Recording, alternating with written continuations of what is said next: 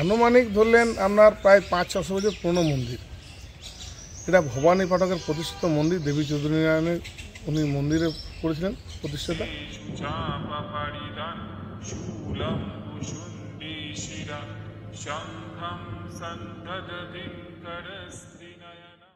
So hello viewers, কেমন আছেন আপনারা? আজ আবারও চলে এসেছি আপনাদের সামনে একটি নতুন ভিডিও নিয়ে। আজ আমরা চলে এসেছি দুর্গাপুরের বেঙ্গল অম্বুজার মা ভবানী পাঠকের মন্দিরে।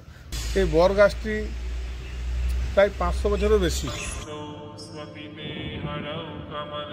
ঘটনা যদি বলেন আপনি, তাইলে আপনাকে বলি, যিনি মমতা রানী বাজপেয়ী, আমাদের যিনি অটল বিহারী বাজপেয়ী ভাইজি, উনি স্বপ্ন আদেশে এই মন্দিরে আসেন এবং মন্দিরে পরে মামার সঙ্গে যোগাযোগ করেন এবং এই মন্দিরটি মাটির এবং টালির ছিল, সেটাকে ভেঙে পড়ে এই মন্দিরটা করেছেন উনি।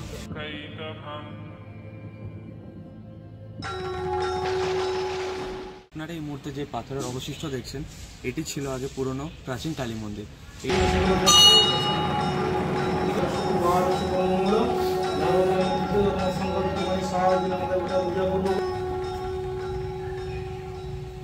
এখানকার লোকের থেকে আমরা খোঁজ পেলাম যে এই যে জায়গাটা আপনারা দেখছেন, এটাই আগে শ্মশান ছিল। এখন এটার উপরে একটি ছোট করে মন্দির করা হয়েছে।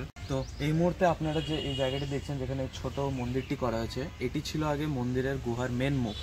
এটিকে এখন আপাতত বন্ধ করে দেওয়া হয়েছে।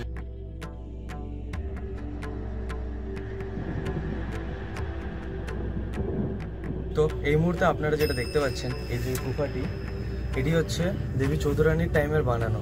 আপাতত এই গুফাটি গিয়ে যাচ্ছে ওই মন্দিরে।